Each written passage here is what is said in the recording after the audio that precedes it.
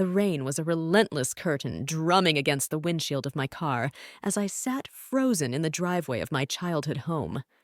My name is Heidi, and at 32, I never imagined I'd be staring at the shadowed outline of that five-bedroom colonial, its windows glowing like the eyes of a beast, wondering if I'd ever set foot inside again. 3 weeks ago, my mother Gloria had screamed at me to get out and never come back. For once, I listened. What she didn't know what no one knew was that for 3 years, I'd been the invisible hand keeping this house from slipping into the bank's claws, paying the $2,200 monthly mortgage from the shadows of my own life. The call from my father Richard came yesterday, his voice trembling as he asked about a bank notice that threatened to unravel their world. The shock in his tone was a blade sharp and cold slicing through the fog of secrets I'd kept for too long. If you've ever felt the weight of a family built on lies, you know the air in a house like this. It's heavy laced with whispers of things unsaid, promises broken, and truths buried beneath polished floors. Let me take you back to where it began, to the roots of this tangled tale, where the seeds of betrayal were sown long before I understood their power. Growing up in the Hamilton household was like living in a labyrinth, each corridor lined with mirrors that distorted my reflection into something I could never recognize. My mother, Gloria, was the architect of this maze, her expectations sharp as thorns designed to prick and wound. From my earliest memories, she wielded her words like a sorceress casting spells, each one meant to bind me to her impossible standards. A single B on a report card was a betrayal of her vision for me, a crack in the perfect daughter she demanded I become. Elizabeth never got less than an A-. She'd say her voice, a velvet blade slicing through my pride.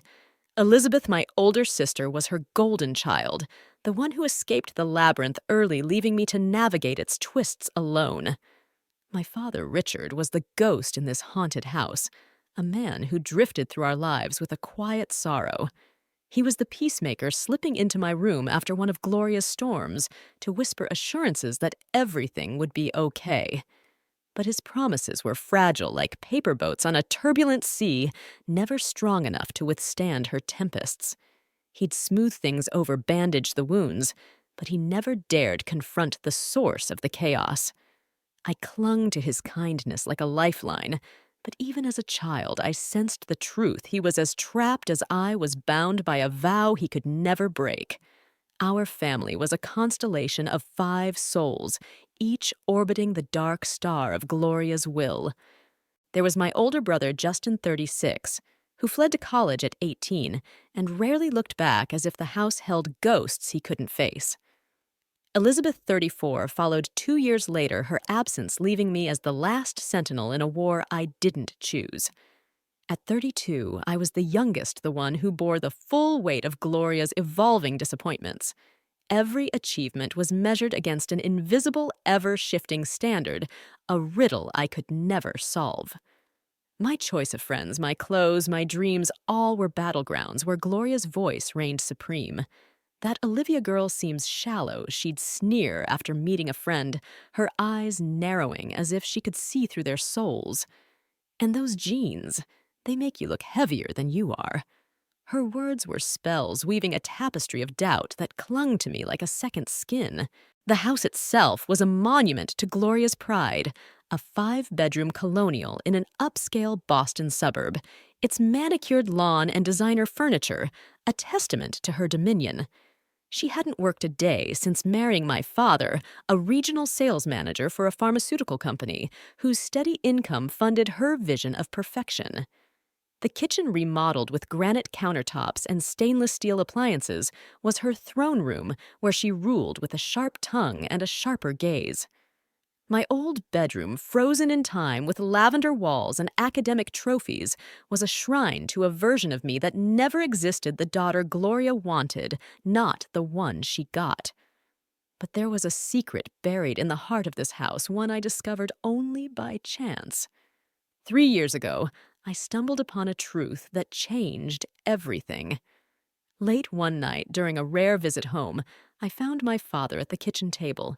his head bowed over a sea of bills, his hands trembling as if holding the weight of the world. The air was thick with despair, and when I pressed him, he broke, admitting they were 3 months behind on the mortgage, teetering on the edge of foreclosure. The house Gloria's pride and joy was slipping away, and with it the facade of their perfect life. I didn't tell them what I did next. The next morning, I called their mortgage company and set up automatic payments from my personal account, $2,200 every month, a silent sacrifice that carved away pieces of my own dreams. I was a senior financial advisor at a prestigious firm. My career built on the stories numbers could tell the futures they could predict. I had savings, a modest apartment, an older car enough to bear the burden without breaking. But it was a choice made in the dark, driven by a love I couldn't name and a fear I couldn't face, the fear of watching my parents' world crumble. The secret was a chain binding me to this house, even as it pushed me away. I told myself it was temporary, that my father's part-time work would eventually cover their expenses, that Gloria's pride would never allow her to suspect the truth. But the signs were there, flickering like shadows in a storm. New credit cards appeared in Gloria's name, their balances climbing like ivy. My father's answers about their finances grew vague, his eyes avoiding mine. The tension between them thickened, a silent war waged in glances and silences. And yet, I kept paying month after month as if my sacrifice could hold back the inevitable. The house held memories, too, like ghosts trapped in its walls. The height marks penciled on the kitchen doorframe, the dent in the living room wall from Justin's errant baseball, the window seat where I escaped into books, dreaming of families that loved without hurting. These were the threads that kept me coming back despite the knot in my stomach every time I turned onto their street. I visited twice a month, mostly for my father, whose confidence had withered since his job loss. I saw the liquor bottles in their cabinet empty faster with each visit, a quiet cry for help he never voiced. And then there was Gloria, her criticism sharpening with time, her words no longer cloaked in concern, but barbed with venom. A homemade lasagna, her favorite, was met with a sneer. "Did you use low-fat cheese? I can taste the difference." A cashmere scarf, a first-edition novel, a $600 spa day. All were dismissed, dissected, discarded. "Why are you being so nice?" she'd ask, her eyes narrowing as if kindness were a trap. Each visit was a descent into the labyrinth, and I was running out of thread to find my way back. But the true mystery, the one I didn't yet understand, was why I stayed. Why I kept paying, kept visiting, kept hoping for a mother who could love me as I was. The answer lay buried in the shadows of this house, in the secrets we all kept, and in the power I hadn't yet claimed. That Sunday dinner, the one that ended with Gloria's command to leave, was the spark that would ignite a reckoning, a unraveling of lies, a reclaiming of my own strength, and a truth that would set us all free or destroy us in the trying. The rain had stopped, but the air in my apartment felt heavy with the ghosts of memory, as if the walls themselves were whispering the story of my childhood.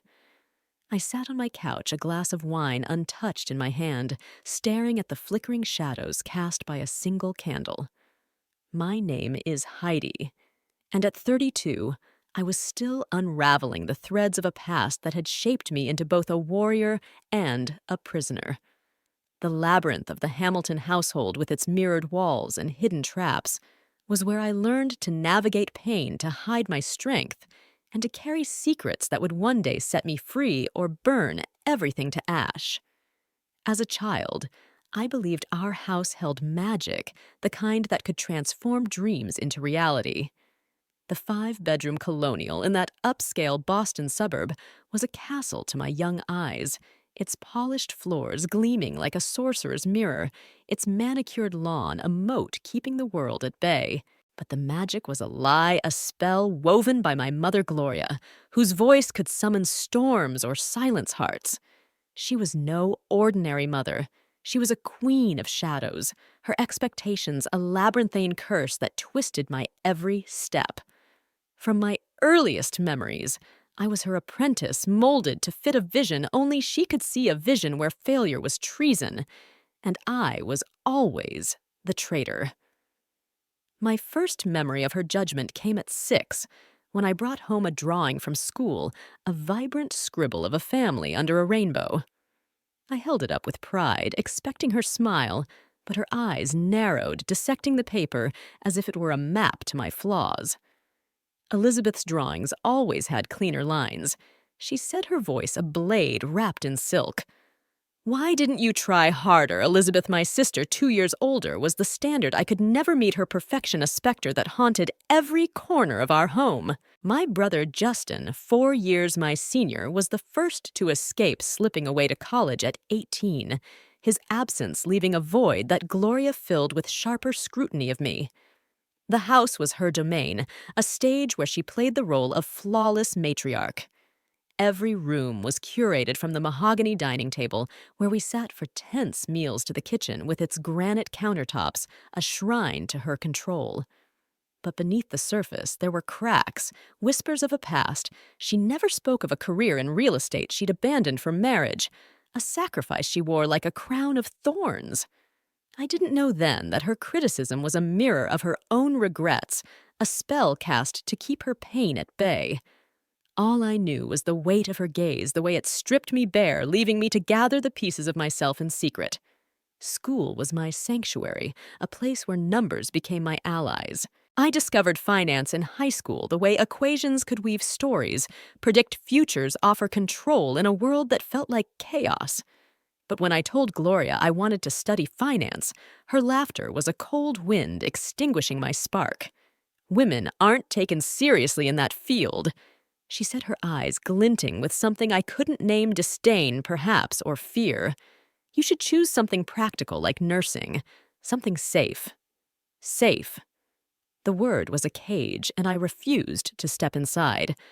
I applied to business programs in secret, my applications hidden in a locked box under my bed, as if Gloria's magic could find them and burn them to ash. My father, Richard, was the soft shadow in her storm, a man whose kindness was both a balm and a betrayal. He'd slip into my room after her tirades, his voice low, promising that her words weren't meant to wound. She just wants the best for you, he'd say, but his eyes betrayed the lie, haunted by a truth he couldn't face. He was a regional sales manager for a pharmaceutical company, his income the foundation of Gloria's kingdom. For 28 years, he brought home enough for her to remain a stay-at-home queen, her days spent polishing the facade of our perfect life.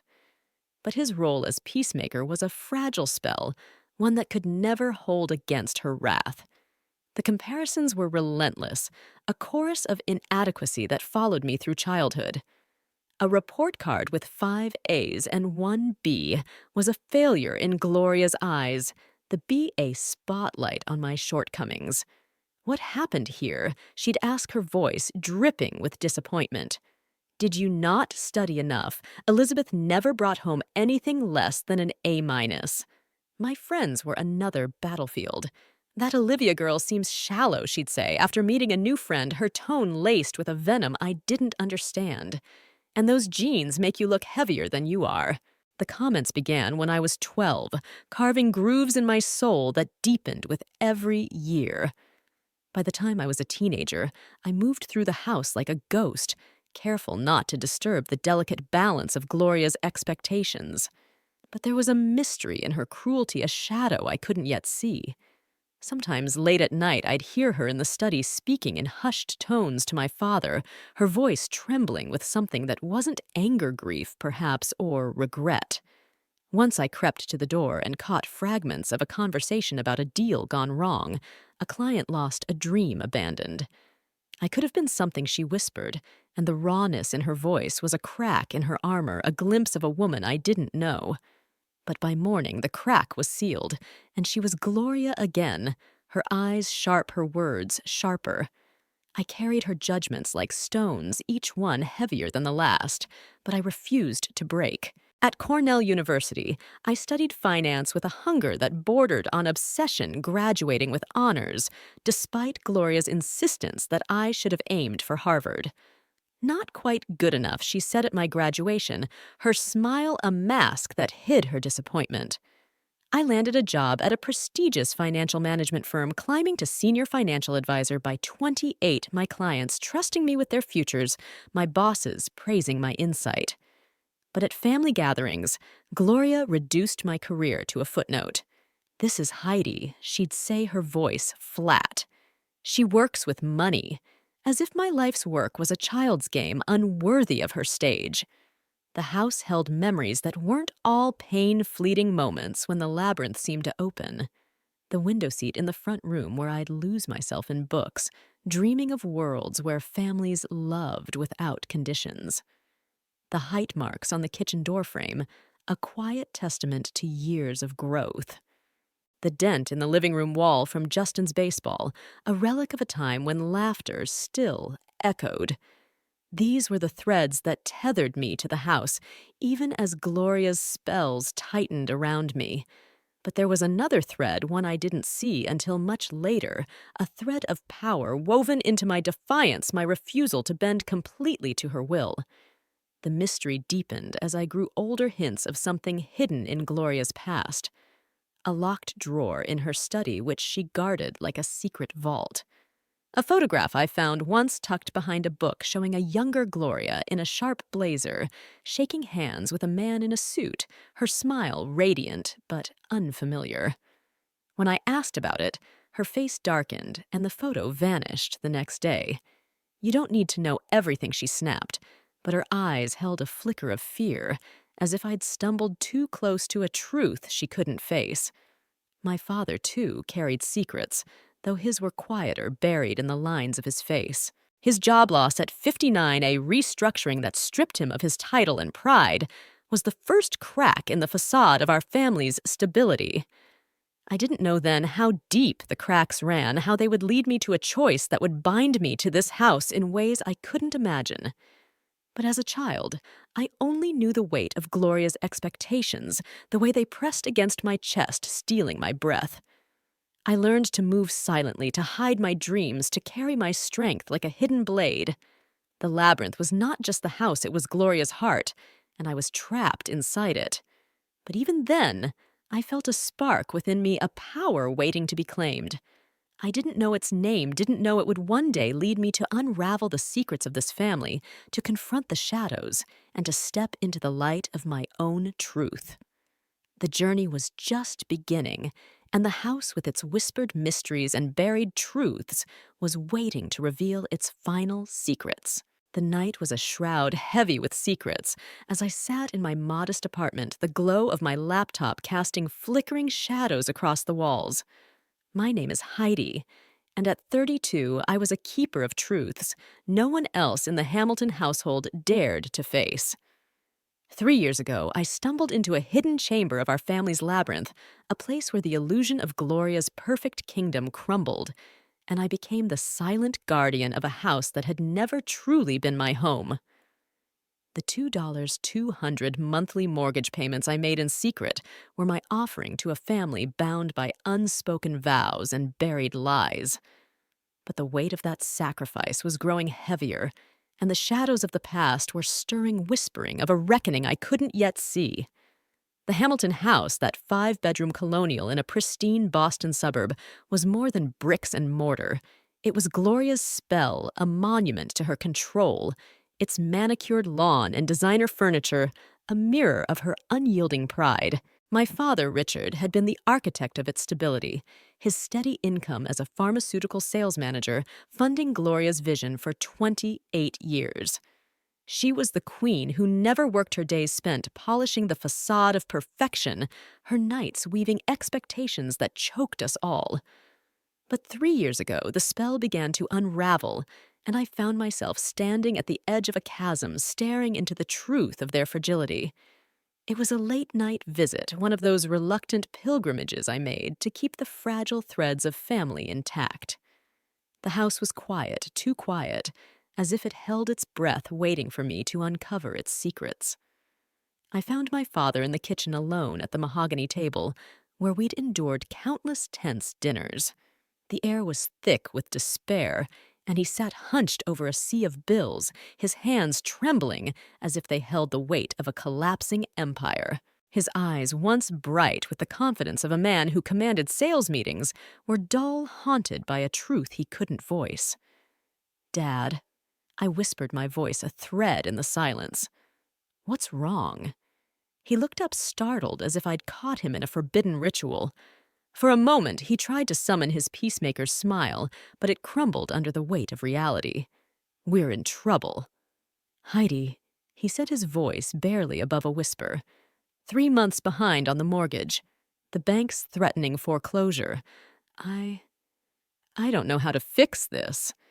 His words were a crack in the foundation of our family, a revelation that the house, the heart of Gloria's kingdom, was slipping away. Foreclosure. The word was a specter, cold and final, conjuring images of the house stripped bare, its memories scattered like ashes. I pressed him for details, my financial advisor's instinct kicking in, but his answers were vague, shrouded in shame. He'd been laid off during a company restructuring at 59, his severance package a temporary shield that was now depleted. Gloria refused to consider downsizing or working her pride, a fortress no logic could breach. What would people think she'd said when he suggested selling the house, her voice sharp enough to cut glass? "We can't leave this place. It's who we are."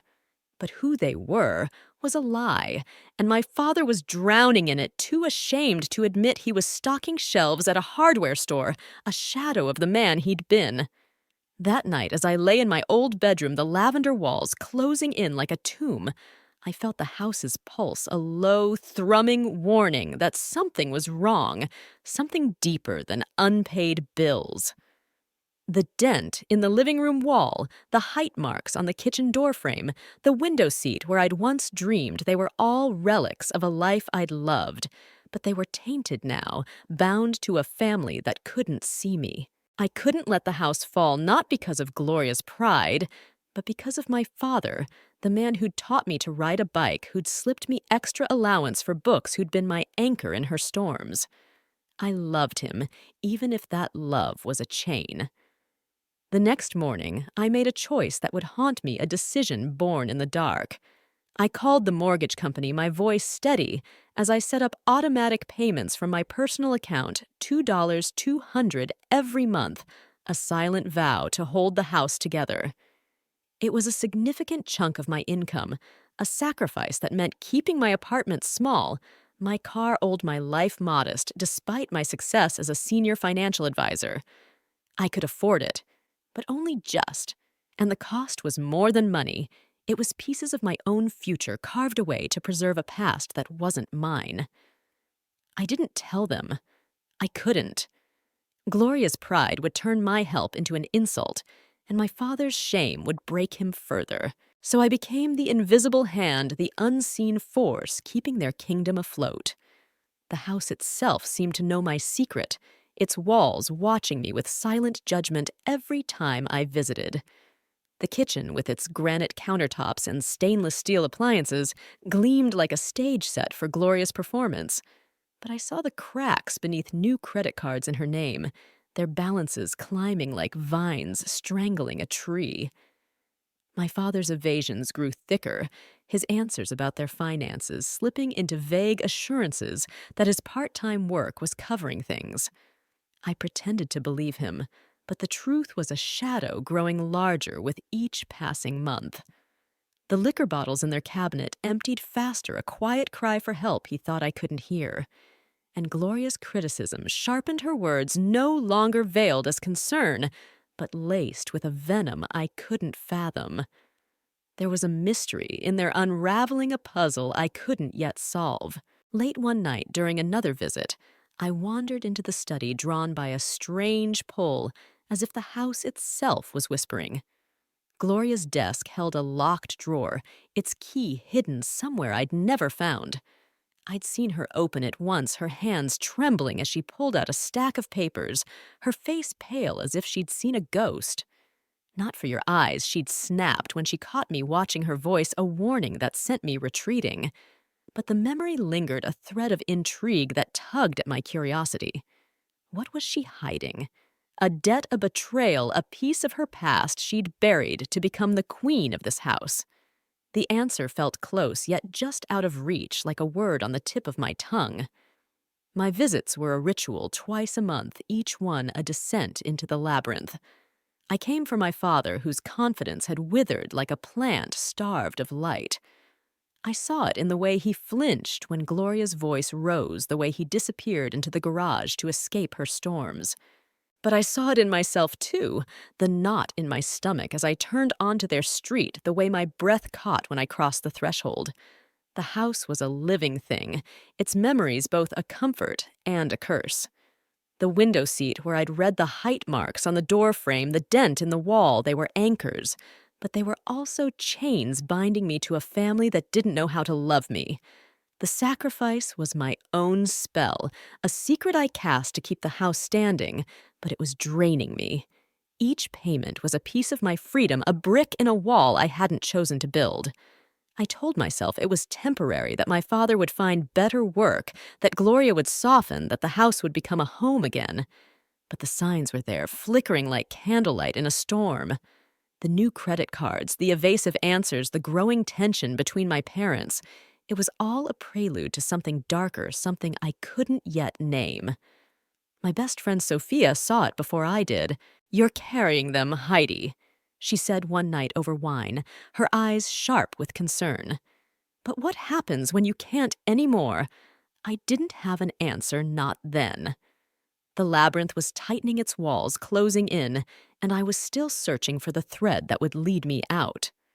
But deep within me, a spark was growing, a power I hadn't yet claimed, a strength born of defiance, and love tempered by the pain of secrets kept too long. The house was watching, its shadows whispering, and I knew that the truth, when it came, would be a storm unlike any other. My sacrifice was only the beginning, a key to a door I hadn't yet opened, and the mystery of the Hamilton family was waiting to be unraveled. The city lights flickered beyond my apartment window, but they couldn't pierce the darkness that clung to me, a shadow woven from the secrets I carried. My name is Heidi, and at 32, I was a keeper of truths too heavy to hold, too dangerous to speak. For 3 years, I'd been the invisible thread stitching together the crumbling kingdom of the Hamilton household, paying $2,200 each month to keep their colonial mansion from the bank's grasp. But the house was no longer a home. It was a labyrinth of lies, its walls whispering warnings I could no longer ignore. The air was thick with omens, and I was beginning to see the cracks in the spell my mother Gloria had cast over us all. Every visit to that 5-bedroom colonial in the Boston suburbs was a descent into the heart of the maze, each step heavier than the last. I went for my father, Richard, whose spirit had dimmed like a candle burning too long. His job loss at 59 had stripped him of the confidence that once lit up sales meetings, leaving a man who flinched at Gloria's voice, who sought refuge in the garage or the bottom of a whiskey bottle. The liquor cabinet told its own story bottles, emptying faster with each visit, their amber contents a silent plea he thought I couldn't hear.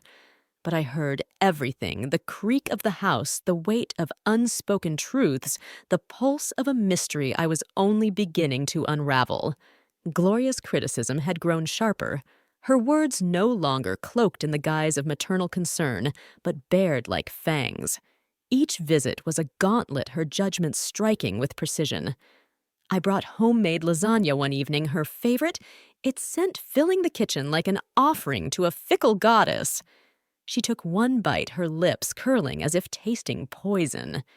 "Did you use low-fat cheese?" she asked, her voice ablade. "I can taste the difference, and not in a good way." I forced a smile, swallowing the sting, but the house seemed to watch its walls, holding their breath, as if they knew what was coming. When I offered to clean up, she followed behind me, rewashing dishes I'd already scrubbed her size loud enough to echo through the labyrinth. It was a ritual of control, a reminder that nothing I did would ever be enough. My father sat at the table staring at his plate, his silence a betrayal as old as my childhood. He'd retreat to the garage soon after claiming to check on something, but I saw the flask in his jacket pocket, a glint of silver that spoke louder than words. The man who'd once coached my soccer team, who'd laughed with a warmth that filled rooms, was fading, and I was losing him to Gloria's storm. I tried to bridge the chasm between us to find the mother who might have existed before the labyrinth claimed her. I brought gifts, a cashmere scarf in her favorite shade of blue, a first-edition mystery novel she'd mentioned in a rare moment of softness, a $600 mother-daughter spa day for her birthday. Each was a thread I cast hoping to pull her closer, but she cut them all. The scarf was too extravagant, the novel, not her taste, the spa day a disaster. The massage was too hard, she complained, as we drove home, her voice sharp with accusation. I told her to ease up, but did she listen? My back will be bruised tomorrow. And that facial made my rosacea worse. I don't know why I let you talk me into these things. Her words were a spell twisting my intentions into failures, and I felt the familiar weight of doubt settle in my chest. But there was something new, a flicker of defiance, a spark of power I hadn't yet named. I confided in my best friend Sophia one night over wine in my apartment, the candlelight casting shadows that danced like specters. She hates me, I said, my voice breaking as I recounted the spa day. Everything I do is wrong. Sophia's eyes were fierce, her voice steady. Heidi, this isn't hate. It's something else, something broken in her. You're not the problem. Her words were a lifeline, but I wasn't ready to grasp it, not yet. The house held clues, fragments of a mystery I was beginning to piece together. During one visit, I wandered into Gloria's study, drawn by that same strange pull I'd felt before. The locked drawer in her desk was still there, a silent sentinel guarding her secrets. I'd seen her open it once, her hands trembling as she pulled out a stack of papers, old letters, perhaps, or documents tied to the life she'd abandoned. I hadn't dared ask again, but the memory haunted me, a whisper of a past she refused to share. What was she hiding? A debt older than the mortgage, a betrayal that shaped her cruelty, a dream she'd buried to become the queen of this house. The warning signs were everywhere, growing louder with each visit. Gloria's new credit cards multiplied their statements hidden in drawers I wasn't meant to find. My father's evasions about their finances grew more desperate, his answers slipping into rehearsed lies about his part-time job covering expenses. The tension between them was a storm brewing, their silences charged with unspoken accusations. And then there was the night I overheard her, a moment that cracked the mirror of our family wide open. I'd arrived unannounced, carrying a bag of takeout from their favorite Italian restaurant, hoping to surprise them with a gesture of peace. The house was dark, save for a sliver of light from the kitchen. I let myself in with the key they'd given me years ago, my steps quiet on the hardwood floor. Gloria's voice stopped me cold, drifting from the kitchen like a curse. She thinks she's so special with her fancy job and her fancy apartment, she said, her tone venomous, presumably to my father. Little Miss Perfect, always showing off. Does she think we don't see right through her? I froze in the hallway, the paper bag heavy in my arms, my heart pounding like a drum in the silence. Gloria, please. My father said, his voice weary, a threadbare shield against her wrath. She's just trying to help. We don't need her help. Gloria snapped. We were fine before she started interfering. I raised her better than this to be so condescending. The words were a blade slicing through the fragile hope I'd carried. I backed away silent as a shadow and slipped out the door, the food untouched my hands, shaking as I drove home. In my car, I sat for 20 minutes, the rain starting again, its rhythm a counterpoint to my racing pulse. I called Sophia, my voice raw as I recounted what I'd heard. She doesn't want me, I said, tears burning my eyes. She never has. Sophia's voice was steady, a beacon in the storm. You're enough, Heidi. You always have been. It's time you start believing it. That night, I promised myself things would change, that I'd stand up to Gloria, that I'd break free of her spell. But promises made in the dark are fragile, and the labyrinth had taught me to fear confrontation, to tread carefully lest the walls collapse. The house was watching its shadows growing longer, its whispers louder. The liquor bottles, the credit cards, the locked drawer, they were pieces of a puzzle, clues to a truth I wasn't ready to face. My sacrifice, the $2,200 I paid each month, was a spell of my own, but it was faltering, its power draining as Gloria's cruelty sharpened. I felt it in the panic attacks that struck the night before each visit, my chest tightening until I could barely breathe. I felt it in the dreams that haunted me, visions of a house consumed by flames, Gloria's voice echoing through the smoke. And I felt it in the spark within me, the one that had always been there, waiting to ignite. Sophia saw it before I did. "You're stronger than you know," she said one night, refilling my wineglass as I unraveled. "You're carrying their house, their lives. But what about yours? Where's your power?" Heidi. Her words were a mirror reflecting a truth I'd buried. I was more than the daughter who paid their debts, more than the girl who walked on eggshells. But claiming that power meant facing the labyrinth, confronting the queen who ruled it, and unraveling the secrets that bound us all. The storm was coming, and I was no longer the child who hid from it. The house with its locked drawers and whispered warnings was waiting, and Heidi was beginning to understand that the only way out was through. The air was thick with the scent of rain and regret as I drove toward the Hamilton house, my hands gripping the steering wheel until my knuckles gleamed white in the dim light of the dashboard. My name is Heidi, and at 32, I was a keeper of secrets, a weaver of spells that held a crumbling kingdom together. For 3 years, I'd paid $2,200 each month to keep my parents' colonial mansion from the bank's grasp, a silent sacrifice that bound me to a family that didn't know how to love me. But tonight, as I turned onto their street for my father's 60th birthday, I felt the labyrinth of our lives tightening around me, its walls whispering of a reckoning I could no longer escape. The house loomed ahead, its windows glowing like the eyes of a beast, and I knew this visit would be the spark to ignite a fire or burn everything to ash. The occasion was my father's milestone, a celebration I'd planned with a care that bordered on desperation. In my bag was a gift I'd spent months saving for, a Rolex watch, the exact model he'd admired in a magazine years ago, a symbol of a retirement dream stolen by his job loss at 59. I wanted to give him something to hold on to, a piece of the man he'd been before Gloria's storms eroded him. But the weight of the gift felt heavier than its polished steel, as if it carried the burden of all the truths I hadn't spoken. The house greeted me with its familiar chill, the mahogany dining table set with the good china that only appeared on special occasions, a stage for Gloria's performance as the perfect matriarch. She met me at the door with a stiff hug, her arms a cage that released me quickly. "Oh, you cut your hair again," she said, her eyes narrowing as they swept over me. It was finally getting to a nice length. I hadn't cut it in months, but correcting her was a trap I'd learned to avoid. The words were a spell, small but sharp, designed to remind me of my place in her labyrinth. I swallowed the sting and forced a smile, clutching the gift box tighter as I followed her inside. I'd made reservations at an upscale steakhouse my father loved, but Gloria vetoed the plan with a wave of her hand. "I've already made his favorite pot roast," she said, her voice laced with a superiority that made my skin prickle. No need to waste money at those overpriced restaurants.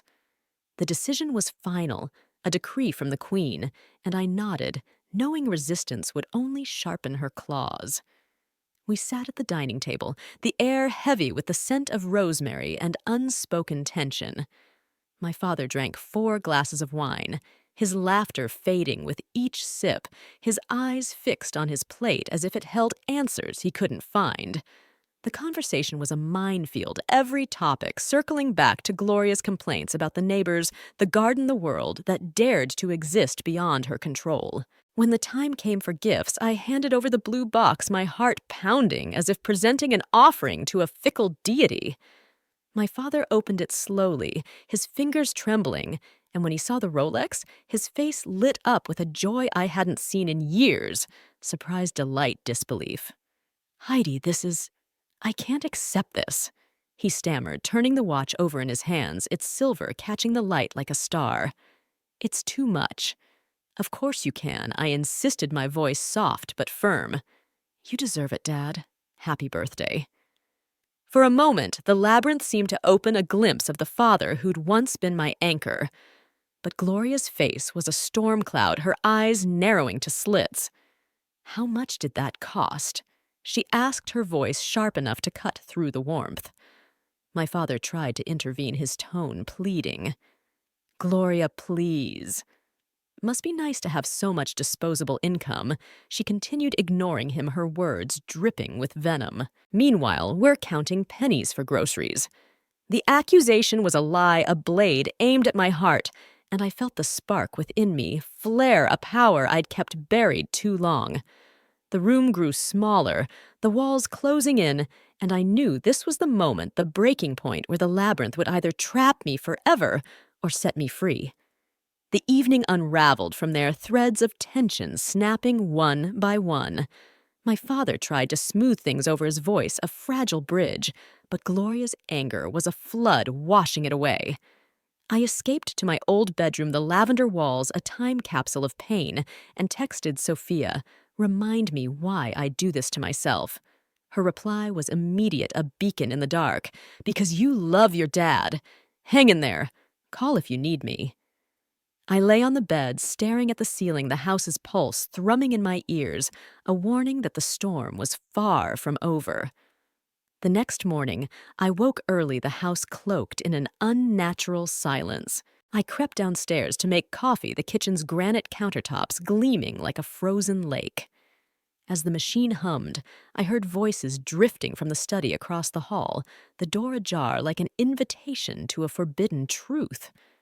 My father's voice was low, strained, a plea breaking against Gloria's resolve. We can't keep doing this, Gloria, he said. The credit cards are maxed out. The property taxes are due next month. We have to tell her. Tell her what Gloria snapped, her voice a whip. That we're failing! That's exactly what she wants to hear, so she can swoop in and play savior. My heart pounded a drumbeat in the silence as I realized they were talking about me. That's not fair. My father said, his voice heavy with exhaustion. She'd help us if she knew. I'm not taking charity from my child, Gloria hissed. We'll figure it out. How I'm working part-time at a hardware store making a fraction of my old salary. You refuse to get even a part-time job. We're underwater, Gloria. Their voices dropped, and I strained to hear my breath catching as the truth unfolded. They were in worse shape than I'd thought, and my secret payments, $200 a month for 3 years, had only delayed the inevitable. The house was a sinking ship, and I was the only one bailing water. I made a decision then, standing in the kitchen's cold light, the coffee forgotten. I was a financial advisor, a weaver of numbers that could tell stories and shape futures. I could help them not with more secret payments, but with a plan, a way to keep their home without sacrificing my own. I waited until we were seated with coffee, the three of us at the table, before I spoke, my voice steady, despite the storm brewing in my chest. Mom, Dad, I couldn't help overhearing some of your conversation earlier. I know things have been tight since Dad lost his job. I want to help. Gloria's face went white, then red, her eyes blazing like a sorceress scorned. You were eavesdropping on us, she demanded, her voice a low growl. I was in the kitchen, I said, keeping my tone calm. Your voices carried. I took a deep breath, the spark within me flaring brighter. Financial planning is what I do professionally. Let me help you create a budget, look at refinancing options for the house. Her laughter was a cold wind extinguishing the fragile hope I'd offered. So now we need your professional help. She mocked, her voice dripping with sarcasm. You think we're incompetent, that we can't manage our own affairs. The accusation was a blade, but I was done bleeding. That's not what I said. I replied, my voice firm. It sounds like things are serious, and I have resources and knowledge that could help. Of course you do. She sneered, leaning forward, her eyes glinting with something darker, jealousy, perhaps, or fear. Little Miss Perfect, with all the answers. You have no idea what the real world is like. You've had everything handed to you. The lie stung a wound reopened from childhood. I'd worked through college, paid off loans with years of careful budgeting, built a career from nothing but grit and numbers. Nothing had been handed to me except her criticism, her impossible standards. Mom, that's not true, and you know it. I said, my voice stronger than I'd expected, the spark now aflame. I've worked incredibly hard for everything I have, and I'm just trying to help. She stood her chair, scraping against the floor like a warning. We don't need your help, she snapped, and we certainly don't need your judgment. It's not judgment, I insisted, standing to meet her gaze. It's concern. Dad just said you're underwater financially. The property taxes are due. Your credit cards are maxed out. These are serious problems. Problems that are none of your business. She said, her voice a blade aimed at my heart. My father sat silently, his eyes fixed on his coffee cup, the Rolex gleaming on his wrist, a cruel irony, a symbol of a prosperity that was a lie. Dad, I said softly, searching for the man who'd once been my ally. Please say something. He looked up, his eyes tired, defeated. Your mother's upset, Heidi. Maybe we should discuss this another time. The words were a betrayal, the final crack in the dam I'd built to hold back my pain. For 3 years I'd carried their house, their lives, sacrificing pieces of my own. For decades I'd walked on eggshells, absorbing glorious storms, while my father stood by a ghost in his own home. The spark within me ignited a fire that burned away the fear I'd carried too long. There won't be another time, I said, my voice trembling but resolute. This pattern never changes. Mom attacks, Dad enables, and I'm supposed to take it because we're family. I'm done. Gloria's face contorted, her rage a storm breaking over the room. How dare you speak to us like that in our own home? She roared, her chair tipping backward with a crash. After everything we've done for you, the words were a spell meant to bind me, but I was no longer her apprentice. What exactly have you done for me? Mom, I shot back, the fire within me blazing. Made me feel inadequate at every turn, criticized my appearance, my career, my life choices. Taken financial support without acknowledgement or gratitude. Her eyes widened, a flicker of something, fear perhaps crossing her face. Financial support, she demanded. What are you talking about? I almost told her then the truth about the $2,200 I'd paid each month, the secret that had chained me to this house. But something held me back, a whisper of intuition that it would only fuel her wrath. Nothing, I said, stepping back, the fire cooling to a steady resolve. Forget it. No, you brought it up. She pressed, her voice a hiss. What financial support? The occasional dinner out, the birthday gifts. Do you want a medal for doing the bare minimum a daughter should do? The words were a blade, but they didn't cut as deeply as they once had. The bare minimum is exactly what I've gotten from you emotionally my entire life. I said the truth, slipping out before I could stop it. It was like throwing kindling on a fire, and Gloria exploded. You ungrateful, selfish girl, she screamed, her voice echoing through the house like a curse. After everything I sacrificed for you, I gave up my career to raise you, devoted my life to this family. And this is the thanks I get: judgment and disrespect in my own kitchen.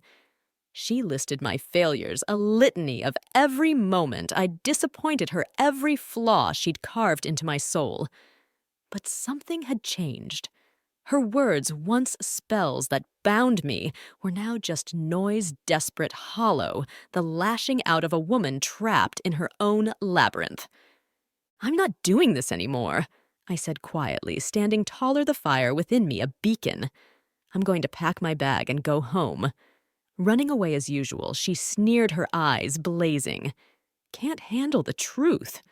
The truth is, you're angry and bitter, and you take it out on me because I'm a safe target. I said, my voice steady now, a sword forged in the heat of my resolve. The truth is, I've been paying your mortgage for 3 years without telling you. Because I knew you'd react exactly like this, making it about your pride instead of practical solutions. The room went silent, the air thick with the weight of my revelation. My father's face drained of color, his eyes wide with shock, the Rolex glinting like a guilty secret. Gloria's mouth opened and closed a fish, gasping for air, her spell broken for the first time in my life. Then her voice returned cold as ice. "Get out!" She said her words a command from a fallen queen. My father started to speak, but she cut him off. "Get out of my house!" She repeated, her eyes burning with a fury that hid something deeper: humiliation, perhaps. Or fear. "If you think we're such burdens, such failures, then you're free of us. Go live your perfect little life and leave us alone." I looked at my father, searching for a sign that he'd stand up, that he'd choose me over her storm. But he looked away, his silence a final betrayal. "Okay." I said simply, the word a key, unlocking the chains I'd worn too long. I walked upstairs, my movements mechanical, packing my overnight bag with the precision of someone severing ties. The lavender walls of my old room watched in silence, a witness to the end of an era. I came back down, my bag slung over my shoulder, and found Gloria at the living room window, her back to me, a statue of pride and pain. My father stood in the hallway, helpless, his eyes wet with unshed tears. "Heidi, she doesn't mean it." He whispered, his voice a fragile thread. "Give her time to calm down." "She means it." I said, my voice calm, resolute. "And for once, I'm taking her at her word." I walked out the front door, closing it quietly behind me, the sound a soft echo of finality. As I drove away, I glanced in the rearview mirror at the house, its windows dimming like eyes closing, and I knew I might never return as the daughter who'd once belonged there. The 40-minute drive to my apartment was a blur, my hands steady, but my heart a storm of fire and ash. I didn't cry. I didn't scream. I just drove, a warrior emerging from the labyrinth, carrying a power I was only beginning to understand. The house had spoken its truth, and so had I. The secrets I'd kept, the sacrifices I'd made, were no longer chains, but torches lighting the path to a new beginning. The labyrinth was behind me, but the mystery of the Hamilton family Glorias hidden past the locked drawer, the shadows that haunted us all, was far from solved. The storm was coming, and I was ready to face it not as a victim, but as a force of my own. The city was a constellation of lights beyond my apartment window, but I felt as if I'd emerged from a labyrinth into a world I no longer recognized. My name is Heidi, and at 32, I was a warrior forged in the fire of betrayal, carrying the weight of a truth I'd finally spoken. 3 weeks ago, I'd walked out of the Hamilton house, leaving behind the colonial mansion I'd kept afloat, with $2,200 monthly payments for 3 years, a secret sacrifice that had chained me to a family that didn't know how to love me.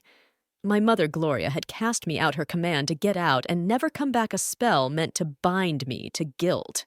But I'd broken free, and now, in the silence of my new life, I was beginning to unravel the mysteries of the past and claim the power that had always been mine. The drive from that house with its glowing windows and whispered secrets had been a descent into a strange limbo. My hands had gripped the steering wheel steady but trembling, as if the fire within me was still deciding whether to blaze or burn out. I didn't cry, didn't scream, just drove the road, a ribbon of moonlight leading me away from the labyrinth. When I reached my apartment, I sat in my parked car for nearly an hour, the engine silent, the weight of my decisions settling like ash. My phone buzzed Sophia's name, lighting up the screen. "How's the birthday weekend going, surviving?" I called her, my voice steady, until I reached the part where Gloria's words had severed the final thread. She told me to get out and never come back, I said, and the tears came hot and relentless. And I left Sophia. I just left. "Where are you now?" she asked, her voice a lifeline through the storm. "In my car outside my building." "I'm coming over," she said. "Don't move."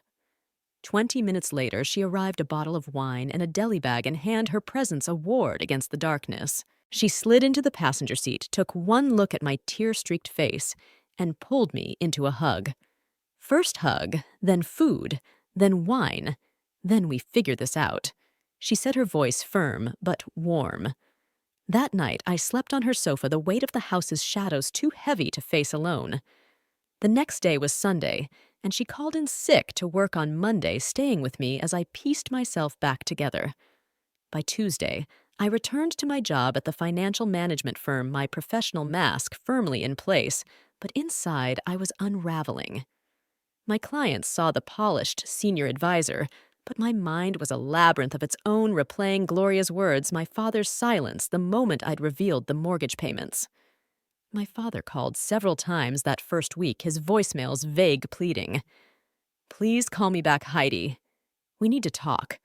No apology, no acknowledgement of the storm, just a request for me to smooth things over as I'd done my entire life.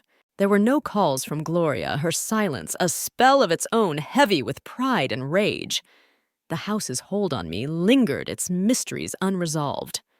The locked drawer in Gloria's study, the photograph of her younger self in a sharp blazer, the whispered conversations I'd overheard, they were pieces of a puzzle I couldn't yet solve.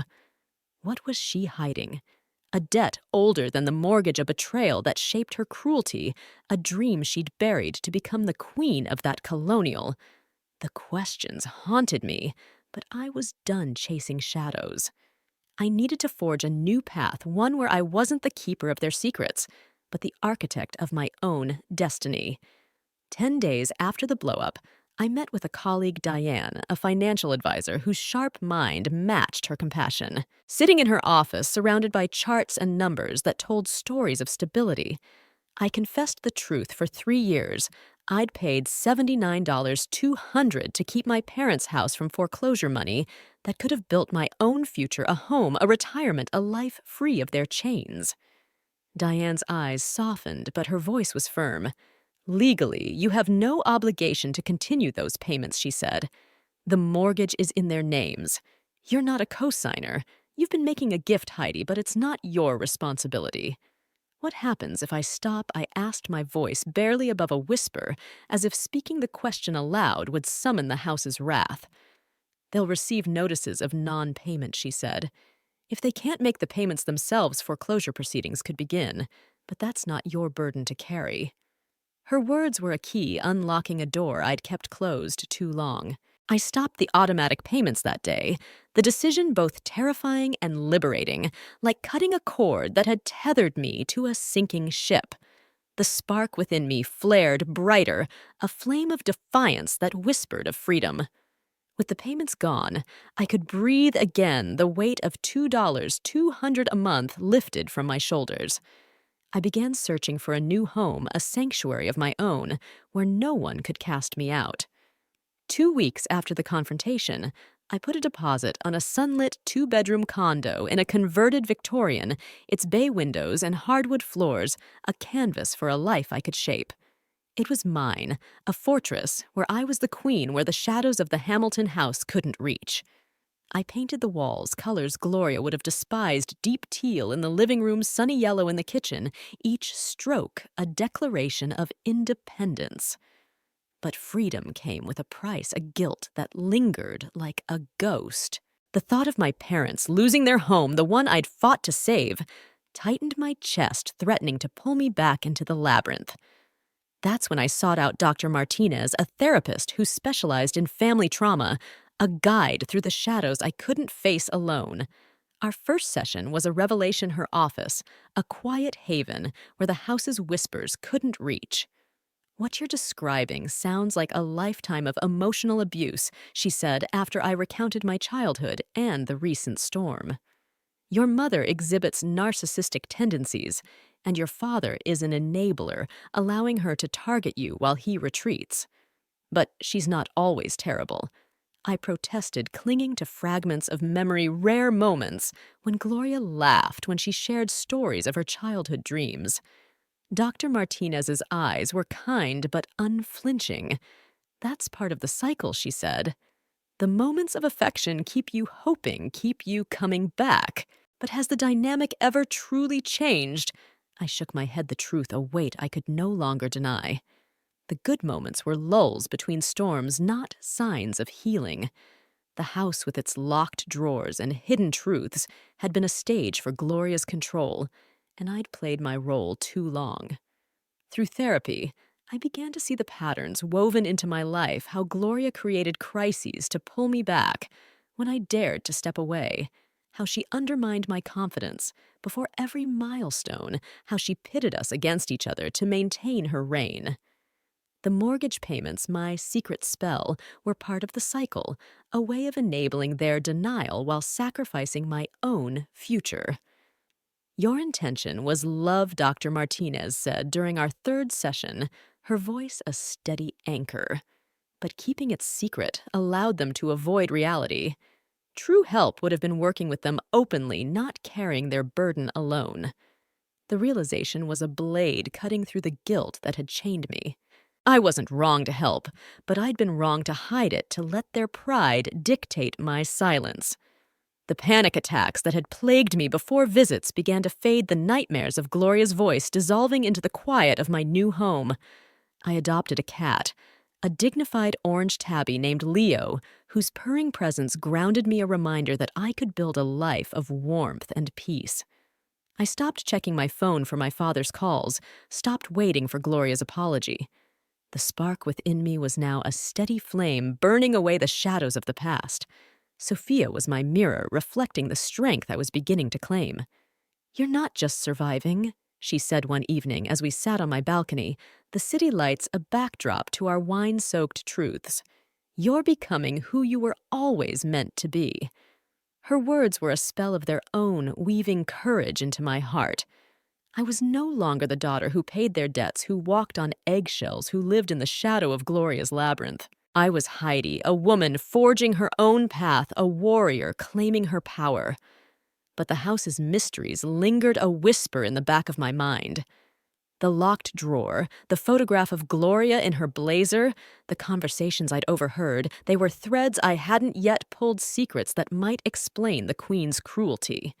Was there a debt older than the mortgage, a betrayal that shaped her rage, a dream she'd buried to become the woman who ruled that house? The questions were a puzzle, but I was done chasing answers that weren't mine to find. The labyrinth was behind me, and my new home was a sanctuary, a place where I could write my own story. The bank would send notices soon, the consequences of my stopped payments, a storm my parents would have to face. I felt the guilt sharp and fleeting, but I let it pass, guided by Dr. Martinez's words. "Your parents are adults who made their choices. You're not responsible for their happiness, only your own." The flame within me burned brighter, a beacon guiding me toward a life where love didn't require sacrifice, where boundaries were strength, not selfishness. The house, with its watching windows and hidden truths, was no longer my prison. I was free, and the journey ahead was mine to shape. The city hummed beyond the walls of my new condo, its lights a constellation of possibilities, but my heart was a battlefield torn between the freedom I'd claimed and the ghosts I'd left behind. My name is Heidi, and at 32 I was a warrior forged in the fire of a family's betrayal, my strength a flame kindled by the truth I'd spoken 3 months ago. I'd walked away from the Hamilton house, that colonial mansion in a Boston suburb, after revealing the $200 monthly mortgage payments I'd made in secret for 3 years. My mother, Gloria, had cast me out her command to get out and never come back, a spell meant to bind me to guilt. My father, Richard, had stood silent, his eyes heavy with shame, but offering no defense. I'd stopped the payments, moved into a sunlit condo, and begun therapy to unravel the labyrinth of my past. But the house's shadows lingered, whispering of mysteries unsolved, and a call from my father was about to pull me back to the edge of the maze.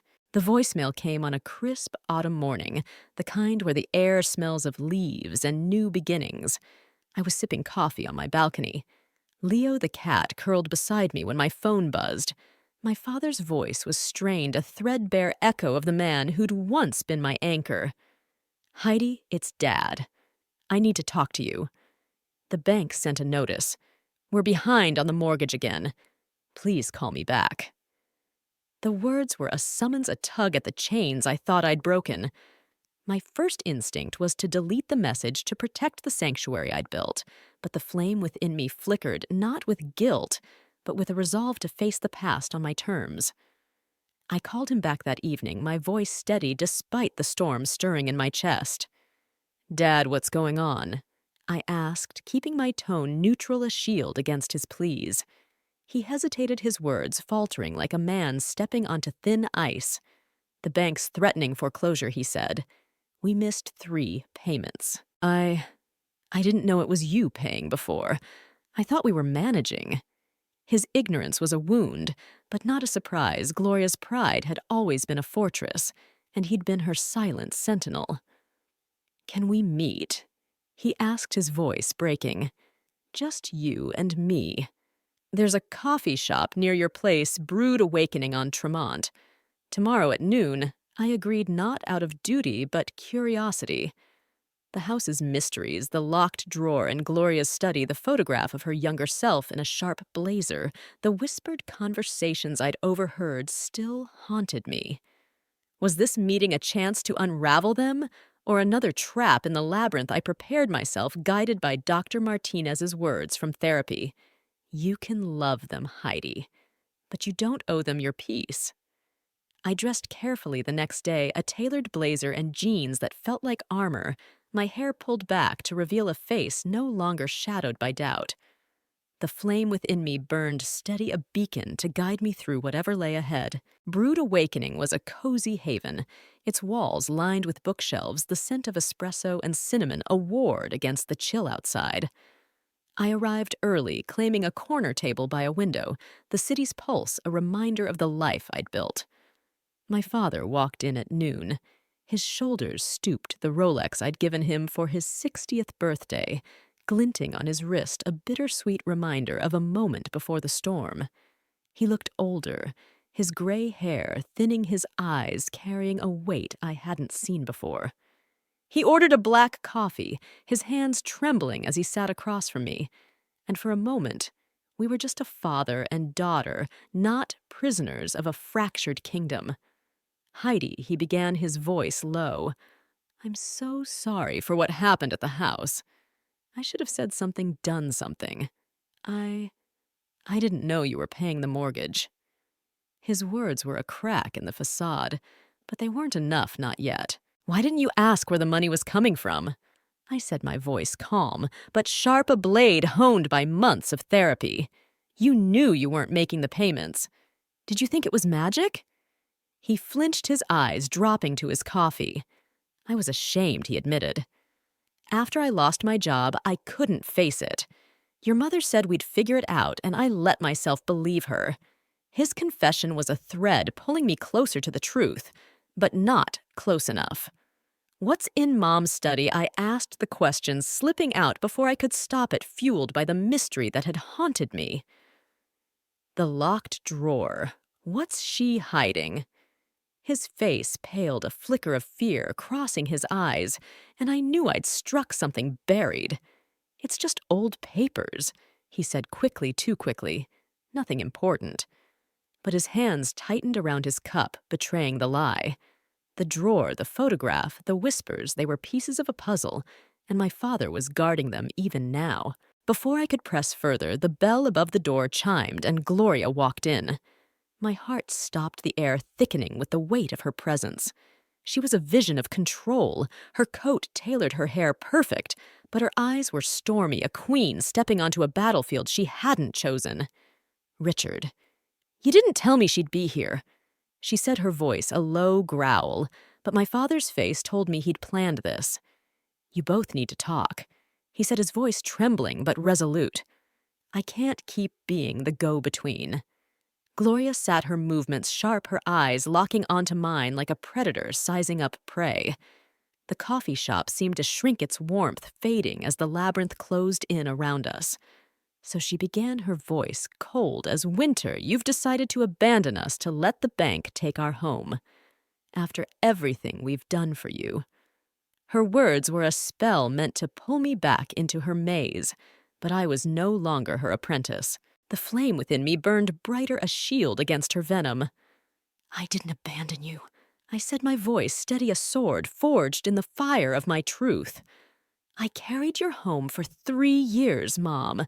$79,000 of my money, my future, to keep you from losing it. And you threw me out." Her face twitched a crack in her armor, but she rallied quickly. "You think you're some kind of martyr," she snapped. "Paying our bills behind our backs, acting like we're charity cases. That's not love, Heidi. That's control." Her words were a blade, but they didn't cut as deeply as they once had. "Control," I said, leaning forward, my voice a quiet storm. "All my life, you've controlled me, my choices, my confidence, my worth. I paid the mortgage out of love for Dad, for the family I wanted us to be. But I'm done enabling your denial." My father's eyes widened a mix of pride and pain, but he stayed silent, letting the moment unfold. Gloria's gaze faltered, a flicker of something guilt, perhaps, or fear crossing her face. "You don't understand," she said, her voice softer now, almost breaking. "I gave up everything for this family. My career, my dreams to raise you and your siblings. And you stand there judging me, acting like you've had it so hard." The admission was a revelation, a glimpse into the woman behind the queen. And for a moment, I saw her a younger Gloria, vibrant and ambitious, shaking hands in that photograph I'd found a life she'd buried to become the matriarch of the Hamilton house. "Why did you give it up?" I asked, my voice gentle but firm, sensing the mystery's edge. What happened to the woman in the blazer, the one who looked like she could conquer the world? Her eyes widened, a flash of panic, and I knew I'd touched the heart of her secret. "You don't know what you're talking about," she said, but her voice trembled, a crack in the spell she'd woven for decades. "I saw the photo, Mom," I pressed. "You in a suit shaking hands with someone. You were happy. What changed?" She looked away, her hands tightening around her coffee cup, and for the first time in my life I saw her not as a queen, but as a woman haunted by her own ghosts. "I made a mistake," she whispered so low I almost missed it. "A deal that went wrong. I lost a client's money, someone important. It ruined my reputation. I couldn't go back." The confession was a key, unlocking the locked drawer in my mind, revealing a piece of the puzzle I'd been chasing. Her cruelty, her control. It was a shield protecting her from the shame of a dream she'd lost. My father reached for her hand, his touch tentative, but she pulled away, her eyes wet with unshed tears. "I didn't want you to make the same mistakes," she said, looking at me now, her voice raw. "I pushed you because I wanted you to be stronger than I was. But I went too far." The apology was halting, fragile, but it was there, a crack in the labyrinth's walls, a moment of truth that changed the air between us. I needed a mother who loved me, not a critic who judged me. I said, my voice steady but kind, the flame within me a beacon of strength. "I forgive you, Mom, but things have to change. I'm setting boundaries. No more criticism, no more belittling my choices. I'll help you with a financial plan, but I'm not paying the mortgage anymore. And you both need to consider therapy like I am to work through this." My words were a spell of my own, weaving a new path, one where love didn't require sacrifice. Gloria nodded, a small gesture, but monumental, her pride bending for the first time. My father's eyes were wet, his voice thick as he spoke. "I'm so sorry, Heidi. I should have protected you from all of it. I'm proud of you." The words were a balm healing wounds I'd carried too long. We talked for another hour, the conversation tentative but honest, laying the foundation for a relationship built on truth, not shadows. I offered to connect them with a financial advisor to help them navigate the bank's notices, but I made it clear their home, their choices were no longer my burden. As we left the coffee shop, the autumn air was crisp, the city alive with possibility. Gloria's face was softer, her eyes carrying a vulnerability I'd never seen. My father hugged me, his embrace tight, a promise to try harder. I walked back to my condo, Leo, waiting at the door, the flame within me burning bright, a power I'd claimed, a strength that was mine. The house's mysteries, the locked drawer, the photograph were no longer my chains. They were Gloria's story, and she'd have to face them herself. I was free, and the labyrinth was behind me, its shadows fading in the light of my new beginning. The morning sun spilled through the bay windows of my condo, painting the teal walls with golden light, a quiet promise of a world remade. My name is Heidi, and at 32, I was no longer the keeper of secrets, no longer the prisoner of a labyrinth woven by my mother's spells. 6 months ago, I'd walked away from the Hamilton house, that colonial mansion in a Boston suburb, after revealing the $2,200 monthly mortgage payments I'd made in secret for 3 years. My mother, Gloria, had cast me out her command, a blade meant to bind me to guilt, while my father, Richard, stood silent, his eyes heavy with shame. But in a coffee shop confrontation, I'd set boundaries forged in the fire of my newfound strength and demanded a new way forward. Now, as autumn leaves danced outside my window, I was building a life where the shadows of the past could no longer reach me yet. The mysteries of the Hamilton house still whispered their secrets, only half unraveled. My condo was my sanctuary, a fortress of my own making. The hardwood floors gleamed beneath my bare feet, the yellow kitchen walls a rebellion against Gloria's sterile taste. Leo, my orange tabby, lounged on the windowsill, his purring a steady rhythm that grounded me. I'd furnished the space with pieces that told my story, a second-hand bookshelf stuffed with novels, a vibrant rug. Sophia had helped me pick out a desk where I worked late into the night, my financial advisor's mind weaving futures for my clients and myself. The panic attacks that once gripped me before visits to the Hamilton house were gone, replaced by a calm I hadn't known was possible. The flame within me, once a spark, was now a steady blaze, a beacon of power I'd claimed through boundaries and truth. My career had soared, a promotion to director of financial planning, bringing new challenges and rewards. My clients trusted me, my colleagues respected me, and for the first time I believed in my own worth, not as a daughter seeking approval, but as a woman shaping her destiny. I'd stopped checking my phone for my father's calls, stopped waiting for Gloria's apology. Therapy with Dr. Martinez had been my compass, guiding me through the labyrinth's final twists, helping me see that love didn't require sacrifice, that boundaries were a strength, not a betrayal. "You've rewritten the story," she said in our last session, her smile a mirror of my own. "You're not just surviving, Heidi. You're thriving."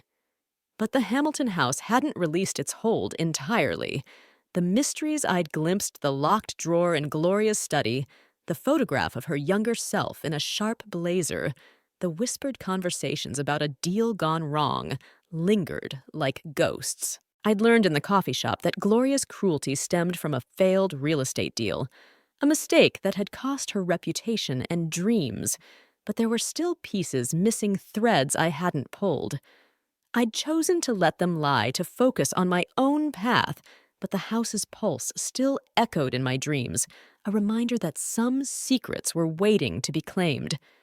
The bank had sent notices, as Diane had predicted, the consequences of my stopped payments, forcing my parents to face reality.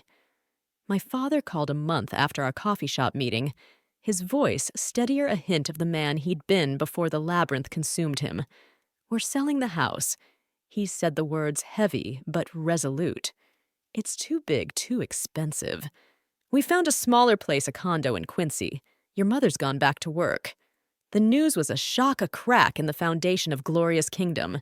She'd returned to real estate, a field she'd abandoned decades ago, and was working part-time at a local agency. "She's in therapy, too," he added, his voice softening.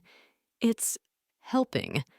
I met them a week later at their new condo, a modest 2-bedroom with a view of the harbor, its walls free of the colonial's oppressive grandeur. My father greeted me at the door, his embrace warm, the Rolex on his wrist, a quiet reminder of the love we'd salvaged. Gloria was in the kitchen, her hair looser, her face softer, as if the weight of the old house had lifted. "Heidi," she said, her voice tentative, a queen stepping down from her throne. Thank you for coming. It wasn't an apology, not yet, but it was a thread of hope in a tapestry we were weaving anew. We sat at their small dining table, sunlight streaming through the window, and talked not as prisoners of the labyrinth, but as people trying to understand each other. Gloria spoke of her return to work her voice, carrying a spark I hadn't heard before. It's not what it was, she said, stirring her tea, but it feels good to be useful again to close a deal. My father nodded, his hand resting on hers, a gesture I hadn't seen in years. He'd found a part-time consulting job, his confidence slowly returning, the liquor bottles no longer a crutch. They'd sold the Colonial for just enough to pay off the mortgage and buy the condo outright, a fresh start, untainted by the bank's shadow.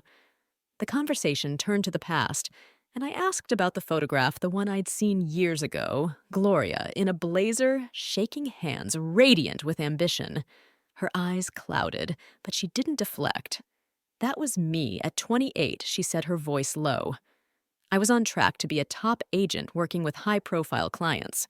But I trusted the wrong partner, pushed a deal too fast. It collapsed, and I lost everything, my reputation, my confidence.